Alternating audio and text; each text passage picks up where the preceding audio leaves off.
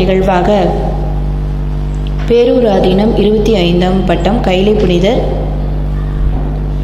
சாந்தலிங்க மருதாச்சல அடிகளார் அவர்கள் நேரில் விழாவில் கலந்து கொள்ள இயலாமையால் அனைவரையும் வாழ்த்தி தம்முடைய அருளுரையை அலைபேசி வழியாக உரைக்கின்றார். இப்பொழுது அதனை நாம் அனைவரும் செவிமடித்து போற்றியோம் நமச்சிவாய.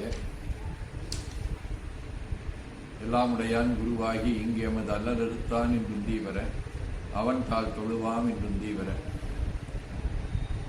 மேலை சிதம்பரமா மிக்கவர்கள் பேரூர் சிலத்தோர் ஒற்ற திருவுடல் செய்த சாந்தலிங்க பெருமானுடைய அருள் வளாகத்திலே மிகச் சிறப்பான முறையிலே நடைபெற்றுக் கொண்டிருப்பது தொல்காப்பியர் தமிழ் சங்கமம் அமைப்பாகும். அதனுடைய 87வது அமர்வு நிகழும் தமிழ்ச்சங்க ஆண்டு 11,264, தொல்காப்பியர் ஆண்டு 2235, திருவள்ளுவர் ஆண்டு 2055, ஐப்பசி திங்கள் 24ஆம் நாள் ஞாயிற்றுக்கிழமை என்று முழுநாளாக நடைபெறுகின்றது. இந்த நல்ல நிகழ்வை ஏற்பாடு செய்து நடத்தி கொண்டிருக்கக்கூடிய பாராட்டுதலுக்குரிய அதனுடைய நிறுவனர் நம்முடைய புலவர் காளியப்பன் ஐயா அவர்களுக்கு நம்முடைய வாழ்த்துக்களை தெரிவித்துக் கொள்கின்றோம்.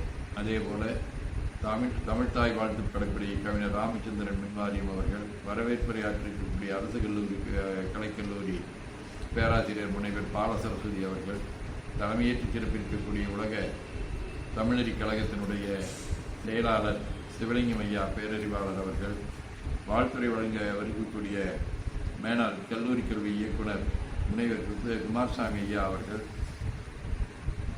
தொல்காப்பியத்தில் உயிரியல் போக்குகள் என்பதை பற்றி உரையாற்றுவதற்காக வருகின்றக்கூடிய முனைவர் பூவா அன்புசுவா தமிழ்துறை தலைவர் ஜேபிஆர் பல்கலைக்கழகம் சென்னை அவர்கள், மற்றும் ஒவ்வொரு மாதமும் நடந்து கொண்டிருக்கும் தொல்காப்பியர் பயிலரங்கத்திலே இந்த வாரம் தொல்காப்பியர் கூறும் களவுநெறி பற்றி பயிலரங்கம் நடத்தக்கூடிய புலவர் காளியப்பன் அவர்களுக்கும், நன்றி உரையாற்றி இருக்கக்கூடிய நல்லாசிரியர் நடராஜன் அவர்களுக்கும், இதை நல்ல முறையிலே இணையதளத்தின் வழியாக கொண்டு சேர்த்து கொண்டிருக்கக்கூடிய நாச்சிகா நிதி அவர்களுக்கும் வாழ்த்துக்களை தெரிவித்துக் கொள்கிறோம். அதே போல காட்சி பதிவு செய்யக்கூடிய செல்வென்றா சேந்தனமுதன் அவர்கள், நிகழ்வு முறைப்பாடுகளை செய்து கொண்டிருக்கக்கூடிய வழக்கறிஞர் இந்துமதி அவர்கள் மற்றும் இதிலே பங்கேற்றிருக்கக்கூடிய அன்பர்கள் அனைவருக்கும் நம்முடைய உளங்கணிந்த வாழ்த்துக்களை தெரிவித்துக் கொள்கின்றோம்.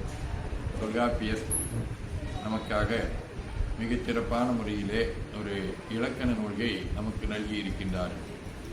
மற்ற இலக்கண நூல்கள் எல்லா மொழிகளுக்கும் இருந்தாலும் கூட நம்முடைய தொல்காப்பியத்திற்கு உண்டான சிறப்பு எழுத்து சொல்லோடு நிற்காமல் மீதம் இருக்கக்கூடிய பொருள், யாப்பு, அணி என்கின்ற அடிப்படையிலே மூன்றுக்கும் வழிவகுத்த ஒரு பெருமைக்குரியது. அந்த வகையிலே பொருளதிகாரம் என்பது நமக்கு மிகப்பெரிய ஒரு புத்தகமான ஒன்றாகும். அதிலே அவர் களவியல், கற்பியல் என்று சொல்லக்கூடிய 2 இயல்களை நமக்கு நல்கி அதனுடைய நெறிமுறையை, பழந்தமிழருடைய வாழ்க்கை நெறிமுறையை நமக்கு அதில் வகுத்து தந்திருக்கின்றார்கள். அதை பற்றிய ஒரு பயிலரங்கம் நடைபெறுவது பாராட்டுக்குரியது. அதே போல் அன்புசுபா அவர்கள் அதில் இருக்கக்கூடிய இந்த உயிரியல் போக்குகளை பற்றி நமக்கு அங்கே சொல்லி இருப்பது பாராட்டுக்குரியது. ஏனென்றால் தொல்காப்பியர் அந்த மரபியலிலே உயிர்களை பற்றியும் அந்த உயிர்களுடைய தன்மையை பற்றியும் அவர்களை எப்படி அழைப்பது என்பதை பற்றியும் ஒவ்வொரு உயிரினத்தினுடைய அந்த ஈண்டெடுத்ததாக இருக்கக்கூடிய அந்த உயிர்களுக்கு என்ன பெயர் என்பதை பற்றியெல்லாம் நமக்கு அந்த காலத்திலேயே நமக்கு வகுத்து தந்திருக்கின்றார். அதை பற்றி நமக்கு அன்புசுவா அவர்கள் உரையாற்றுவது மிகவும் பாராட்டுதற்குரியது.